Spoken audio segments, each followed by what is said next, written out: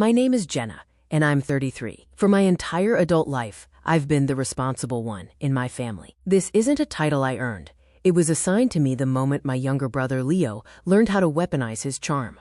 I'm a data analyst for a major logistics firm in Chicago. I live in a world of spreadsheets, hard numbers, and predictable outcomes. My family, back in our small Wisconsin town, lives in a world of vague feelings, constant crises, and the unwavering cult-like belief that my brother Leo is a visionary. Leo is 29. He's a conceptual artist, a filmmaker, and a brand strategist. In reality, he's a 30-year-old man-child who has never held a real job for more than 6 months, and whose primary skill is convincing my parents that his next big break is just one of my paychecks away. I am the family fixer. I am the ATM. I am the one who gets the frantic, tearful calls, and I am the one who is expected to just handle it. My parents, Brenda and Frank, are his full-time enablers. My dad is a man of quiet, disappointed sighs, and my mom is the over-anxious, fluttering engine of all of his excuses. This dynamic was set in stone so early, I barely remember a time before it. When I was 16, I worked 40-hour weeks at a greasy spoon all summer to save up for a beat-up '98 Honda Civic. I was so proud of that rust bucket. The same year, for his 16th birthday, my parents dipped into their meager savings to lease him a brand new sporty coupe. Why? He needs something reliable, Jenna, my mom explained, as if it were obvious. He has his band practice, and he needs to be able to get around safely. I apparently could risk breaking down on the side of the highway. When he inevitably got 2 speeding tickets and a fender bender within 6 months, I was the one who got a call from my mom, joking about whether I could help out with the insurance hike just this once. College was the same story. I clawed my way into the University of Illinois on a pile of academic scholarships and crippling student loans, which I am still paying off. I worked 3 different part-time jobs to cover my books and rent. Leo, on the other hand, was sent to a private liberal arts college for his creative spirit. He dropped out after 3 semesters, declaring that formal education was stifling his muse. He came home with a minor in philosophy, a major in craft beer, and absolutely zero prospects. My dream, the one I'd been quietly building since my first entry-level job, was what I called the escape fund. It was a high-yield savings account that I fed with a ruthless, almost religious devotion. I brown-bagged my lunch, I wore clothes from thrift stores, I skipped vacations with friends. That fund was my one precious, secret goal, $75,000. The exact amount I had calculated I would need to quit my soul-crushing corporate job, survive for a year without income, and launch my own small, independent data consulting firm. It was my ticket out. It was my future. Naturally, my family saw my financial discipline not as my own, but as a shared resource they just hadn't tapped yet. The helping started small. "Jenna, honey," my mom would call, her voice trembling with manufactured anxiety. "Your father's prescription copays are just, well, they're astronomical this month. We're in a bit of a bind." I'd sigh and send the $300. Then it was Leo. "Jenna, sis," he'd text. "I've got this killer opportunity for a photography gig, but my old camera is busted.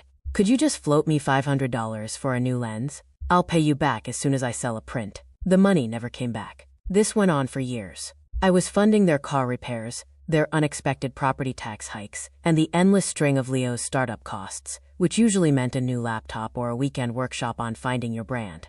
I was a line item in their budget. Jenna's contribution. I was so deep in the cycle of guilt and obligation that I didn't even see it as weird anymore. It was just the cost of being the responsible daughter. The crisis that changed everything started about 2 years ago. My dad, who had worked at the same paper mill for 40 years, took an early retirement. The truth was, the mill had downsized, and he was laid off. My mother, who had always been a homemaker, had no income of her own. The panic was real. Suddenly, my small contributions weren't enough. They were in real danger of losing the house, so I stepped up. Again, I took on a massive side project, working until 2 a.m. most nights, and started sending them $800 a month. Not a loan, just a payment. The price of being me. It was a massive drain, and it froze my escape fund in its tracks. I was making more money than ever, but I was running on fumes, trapped in a life I was desperate to leave, all to maintain their illusion of a comfortable, middle-class retirement. I was 33, stuck in my tiny Chicago apartment, my dream of independence slipping further away with every wire transfer. I was exhausted, resentful, and completely, utterly stuck, and that's when they decided to go for the kill. That's when my brother, the visionary, came to me with the deal of a lifetime. The family emergency call came on a Sunday, My mother, hysterical. Jenna, you need to come home. Right now. It's about Leo. It's an incredible opportunity, but we need you. I drove the 3 hours from Chicago to Wisconsin, my stomach in a tight, familiar knot of dread. What now? I thought. Did he get arrested? Did he crash another car? Did he decide to become a professional alpaca farmer and need seed money? When I walked into my parents' house, the scene was pure, staged theater. My mother, Brenda, was sitting on the couch, wringing her hands, her eyes red-rimmed. My father, Frank, was in his recliner, looking stressed and overwhelmed, which was his default setting. And Leo was vibrating with a manic energy I hadn't seen in him before. He was pacing the living room, his face flushed with excitement. "Jenna, thank God you're here," he said, rushing over to hug me. It was so out of character I almost recoiled. You are not going to believe the opportunity that just fell into my lap. "Sit down, honey," my mom said, patting the cushion next to her. "Let him tell you. It's just incredible." For the next 20 minutes, Leo spun a tale. He had found a historic recording studio downtown, a legendary place that had been abandoned for years. He was going to buy it, revitalize it, and turn it into a multi-purpose arts hub, a community centerpiece, a concert venue, a gallery. He talked about synergy and cultural impact. He even had glossy renderings of a beautifully restored marquee and a sleek, modern interior, which he'd apparently paid a friend to design. It was the most coherent, passionate speech I had ever heard him give. "This isn't like the other times, Jenna," he insisted, his eyes shining with a sincerity that looked almost real. "This is it. I've been talking to investors from the city. They're in. They are in. They're ready to fund the entire $1 million renovation." I waited for the other shoe to drop.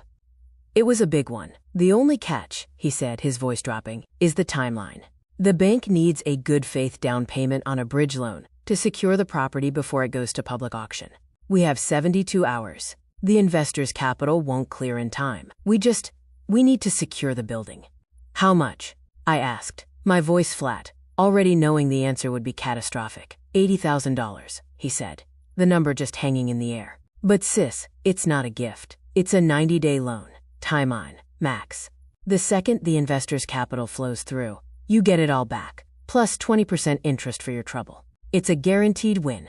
I even signed a promissory note." He slid a flimsy, printed from the internet document across the coffee table. $80,000. My escape fund was $75,000. He was asking for my entire future.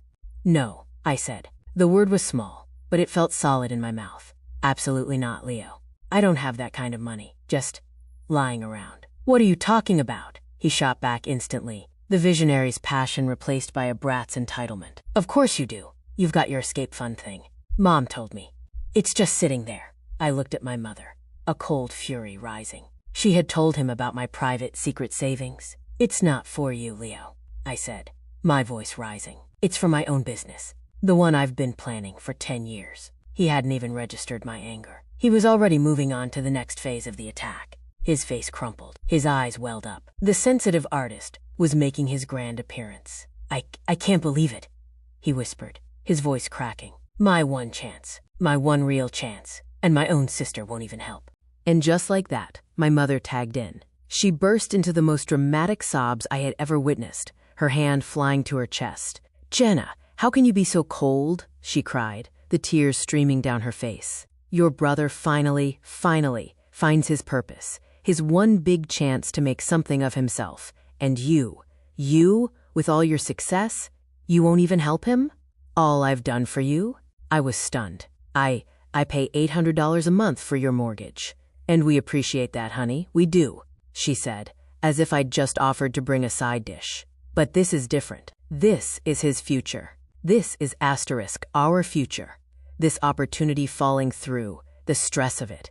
It would break your father's heart. His health. He can't take this kind of anxiety, Jenna. It could kill him." It was the full court press, the entire guilt and manipulation playbook, executed to perfection. My brother's broken dreams, my mother's tears, my father's fragile health. They were holding our entire family hostage, and I was the only one with the ransom. I looked at my dad, who was just sitting there, staring at his hands, playing his part as the stressed, silent patriarch, perfectly. "Frank, are you really going to sit there and let this happen?" I pleaded. He finally looked up, his eyes weary and full of a deep, profound disappointment. aimed directly at *me. "He's your brother, Jenna," he mumbled. "It's a 90-day loan. It seems like the right thing to do. For the family." I was surrounded. Every escape route was blocked by a wall of emotional blackmail. I looked at Leo, who was now staring at his hands, the picture of a wounded visionary. I looked at my parents, their faces a mask of desperate, pleading expectation. A lifetime of conditioning. A lifetime of being the responsible one, of being the fixer. It was a riptide, and it was pulling me under. "Fine," I said, the word feeling like broken glass in my throat. 90 days. 90. And then I want my money back. With the interest. I mean it. The shift in the room was instantaneous. My mother's sobs turned to cries of joy. My dad let out a huge sigh of relief. And Leo. Leo jumped up and hugged me, his embrace feeling less like gratitude and more like a victory lap. "You won't regret this, sis," he beamed. "You just saved my life. We're all going to be rich." That night, I went back to my hotel room. My hands were shaking as I opened my laptop and initiated the wire transfer. $75,000. My entire dream. My future. My Tummer life. I hit confirm, and I felt like I had just pushed myself off a cliff. The first 30 days after I wired the money were a blur of forced optimism. Leo was a whirlwind of activity, or at least, he said he was. He sent me blurry photos of the studio, which just looked like a rundown building. Pictures of himself in meetings, which looked a lot like him at a bar with his friends, and endless, rambling texts about permits and zoning. I let myself believe it. I had to. The alternative was too horrifying to consider. By day 60, the updates slowed to a trickle. When I'd call, he'd sound annoyed, like I was interrupting him. "It's just paperwork, Jenna," he'd snap. "Lawyers, contracts. It's boring stuff. It's handled. Stop stressing." By day 90, the day my money was supposed to be returned, plus interest, crickets. Absolute deafening silence. I called him. Straight to voicemail. I texted. No reply. I called my parents. "Oh, honey," my mom said, her voice a little too breezy, a little too bright. "He's just swamped. These big deals take time, you know. I'm sure it's just a minor delay. Don't be so impatient. He'll call you when he has news." Panic, cold and sharp as an icicle, pierced through my carefully constructed denial. This wasn't a minor delay. This was a deflection. This was the same old runaround. I hung up, my heart pounding a frantic, sick rhythm. They think I'm a fool, I realized. They think I'm just gonna wait forever. But I wasn't the same person I was 3 months ago. I was the same person, but my rage was finally overriding my guilt. I was a data analyst. My entire job was to find the truth buried under mountains of bullshit. And I was suddenly, acutely aware that I was drowning in it. I did what I should have done from the very beginning. I did my due diligence. I started with the historic recording studio. Leo had given me the address. I typed it into the county's public property records database. My heart stopped. The building, the old Paramount Theater, had been sold 4.5 months ago, before Leo had ever pitched me the idea. And it hadn't been sold to some arts collective. It had been sold to a massive, out-of-state commercial real estate developer, the kind that demolishes historic buildings to put up luxury condos. The renderings he'd shown me weren't his. He'd stolen them from the developer's public website. The 72-hour deadline wasn't real. The investors weren't real. The entire business venture was a complete and total fabrication. I stared at the screen, the room spinning. So where was my money? Where had my $75,000 actually gone? I felt sick. This wasn't just another one of Leo's half-baked, impulsive failures. This was a premeditated, elaborate con.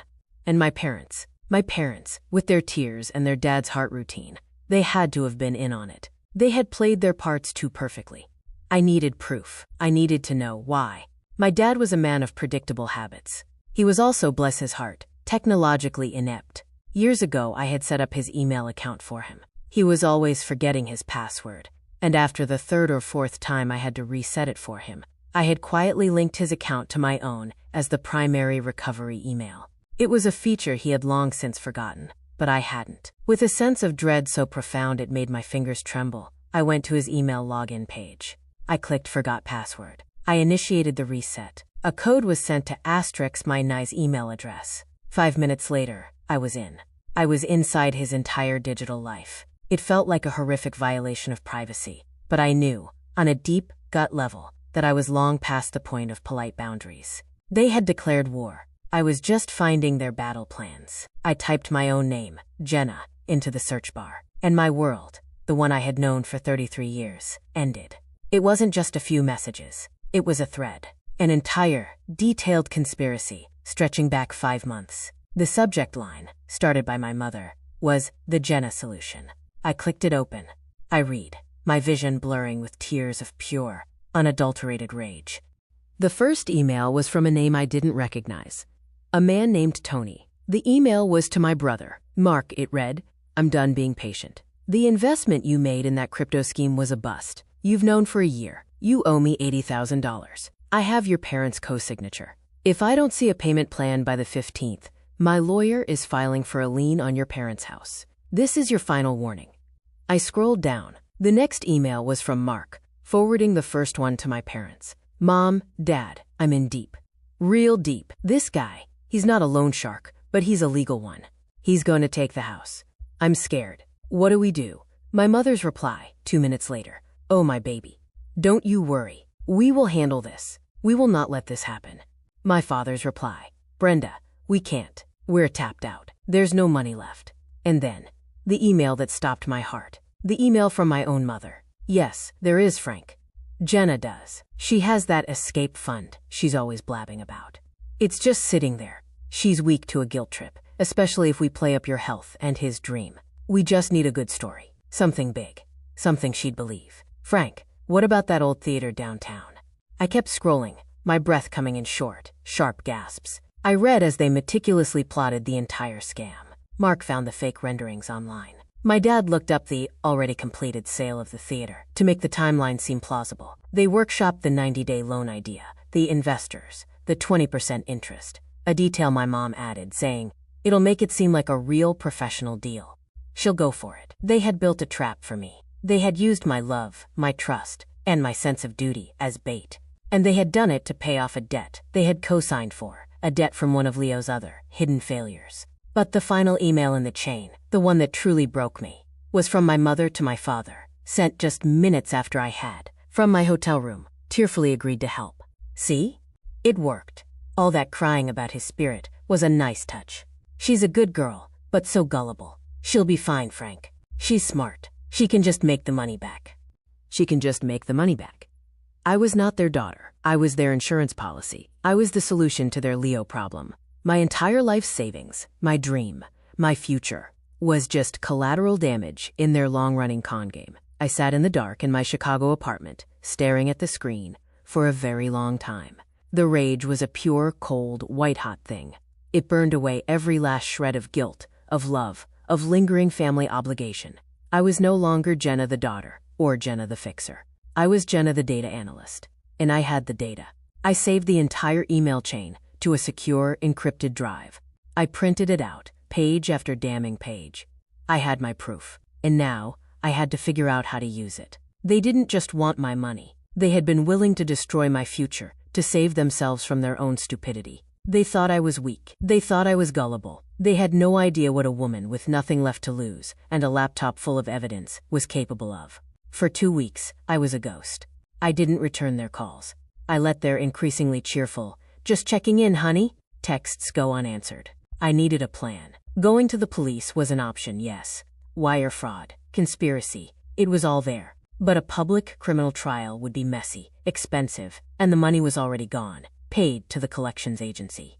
I wouldn't get my $75,000 back. I would just get the cold, bitter satisfaction of seeing them in court. No, I didn't just want legal justice. I wanted poetic justice. I wanted them to feel the same public humiliation they had been so willing to inflict on me. I wanted them to understand, on a cellular level, what they had done. Then, the invitation arrived in my inbox. An obnoxiously bright Evite, covered in cartoon balloons and champagne glasses. You're invited. Come celebrate with us as we toast Leo's new venture and bright future. My parents were throwing a surprise party for Leo. At their house, they had invited the entire extended family. My aunts, uncles, cousins, even my godparents. People who had all, at one time or another, heard my parents brag about their visionary son. I stared at the invitation, the audacity of it making me laugh out loud, a harsh, dry sound in my quiet apartment. They had my $75,000, they had paid off Leo's debt, and now they were throwing a party to celebrate the very scam that had funded it. They were going to publicly toast their genius son, further cementing the lie, and they had the nerve to invite Nurm to come and applaud my own financial execution. Oh, I was going to be there. And I was going to bring one hell of a party favor. The day of the party, I drove the 3 hours from Chicago to their home. I walked in, my face a carefully constructed mask of polite, if distant, cheer. My mother rushed over and hugged me, an embrace that felt like a spider's web. "Jenna, I'm so glad you decided to come. We were so worried you were still upset about that little loan." "How could I be upset?" I said, my voice smooth as glass. "It's a celebration, right?" The house was packed. My aunts and uncles all greeted me warmly, completely oblivious. "Isn't it just wonderful about Leo?" My Aunt Clara gushed, grabbing my arm. "Your parents must be so relieved he's finally found his footing."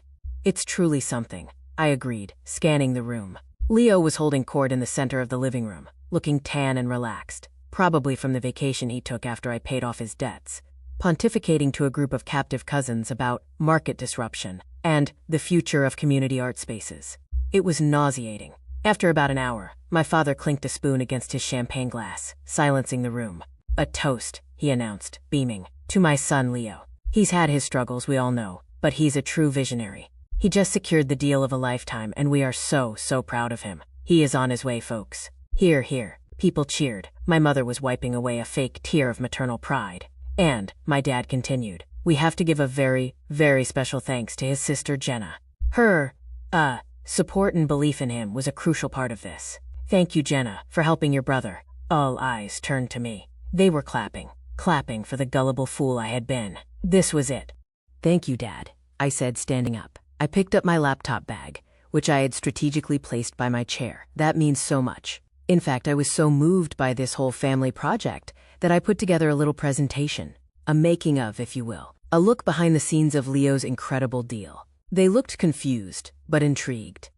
"Oh, how lovely," my mom said, clasping her hands. "Dad," I said, "can I hook up to the big screen TV? I have an HDMI cable." "Of course, honey, of course," he said, beaming, clearly thinking I was about to show a slideshow of Leo's fake architectural renderings. I connected my laptop. The TV screen flickered, and then my desktop appeared. I clicked open a single PDF file, and there, projected in 72-inch high definition for my entire extended family to see, was the first email. From Brenda Collins' mom to Frank Collins' dad. Subject, the Jenna solution. I let the room read it. I heard the first few confused gasps. "Jenna, what is this?" my Aunt Clara asked, her voice nervous.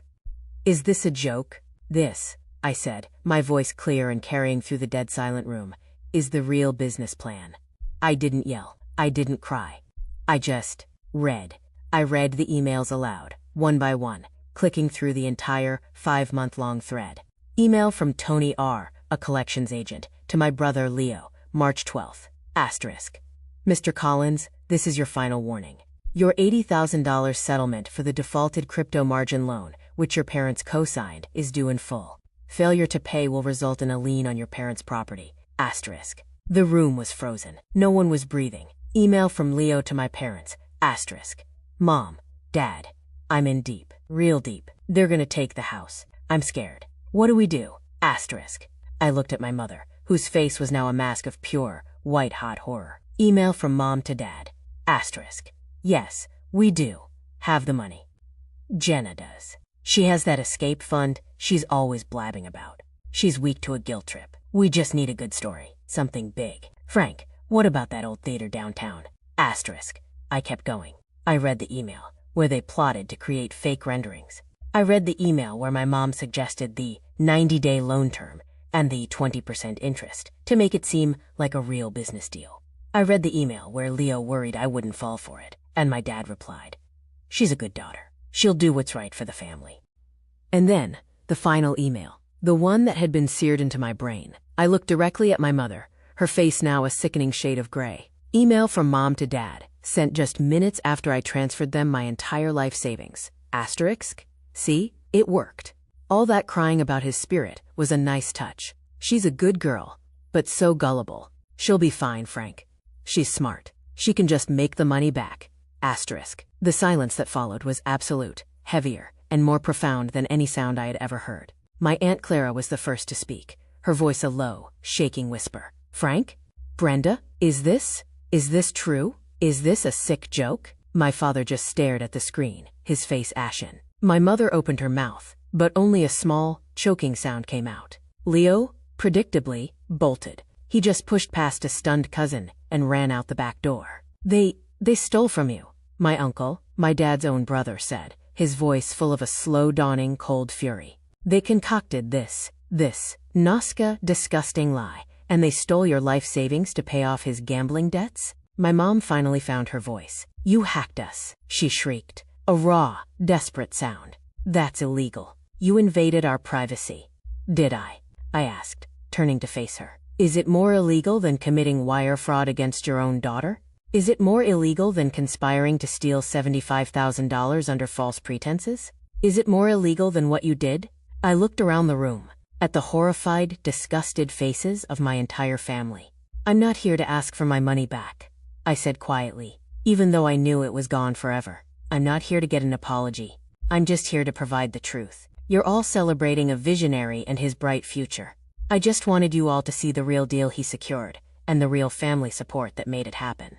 I disconnected my laptop, packed it slowly into my bag, and walked towards the door. No one tried to stop me. As I walked out, the silence finally broke, not with applause, but with the sound of my family finally turning on them. The last thing I heard was my Uncle Robert's booming voice. Frank, you better start explaining. And it better be the truth this time. I didn't just walk out of the house. I walked out of their lives. I drove back to Chicago that night, and as the Wisconsin state line disappeared in my rearview mirror, I felt a strange, profound lightness. I had lost $75,000, my entire escape fund. But I had also just shed a 200-pound weight of family obligation and guilt I had been carrying my entire life. The fallout was, as my Aunt Linda later described it, biblical. My parents and Leo were social pariahs. The family didn't just shun them, they actively disowned them. My father was forced into an early, and not at all comfortable, retirement from the paper mill, as his own brother, my uncle, was his boss, and could no longer stand to be in the same building with him. My mother, who had built her entire identity on being a respected community member, was humiliated, unable to even go to the grocery store without facing the cold, judgmental stares of people who now knew the truth. And Leo, his investors, his parents, were broke. His networking, his family connections, was radioactive. His sensitivity was finally, correctly, identified as a crippling character flaw. He was forced to get a real job, working the night shift at a 24-hour convenience store, the only place that would hire him. My parents had to sell the house. They couldn't afford the mortgage and their cost of living without my contributions, or the hope of a family trust, which my grandfather's will, I later learned, had stipulations about too. They bought a small, sad condo in a town an hour away, and were forced to live, for the first time, truly within their means. And me? I had lost my savings, but I had gained my life. The public exposure of the lie meant I was finally free. No one would ever ask me to help them out again. I buckled down at work with a new, singular focus. Without the constant financial and emotional drain, my career took off. I got the promotion to head the London office. I moved, leaving Chicago and all its ghosts behind. My escape fund was gone, but I didn't need it anymore. I had escaped. I'm 36 now, living in London for almost 2 years. My new life is everything I wanted. My job is challenging, I'm respected for my skills, and my salary, now unburdened, has allowed me to rebuild my savings faster than I ever thought possible. I'm finally launching my consulting firm Veritas Data, on the side. Veritas. Truth. It felt appropriate. A few months ago, I got a letter, forwarded from my old address. It was from my dad. It was long, rambling, and full of excuses, but buried deep inside were 2 words I had never heard from him. I'm sorry. He wrote that Leo was in therapy, that Mom was struggling, and that he finally understood the damage they had done. He asked if, one day, I might be able to forgive them. I read the letter, folded it, and put it in a drawer. I don't know if I'll ever reply. It's not about forgiveness anymore. It's not about revenge. It's just over. They made their choices, and they are living with the consequences. I made my choice too. I chose myself. My life is no longer a resource for them to drain. It's a foundation, one I built myself, and it is solid, secure, and entirely my own.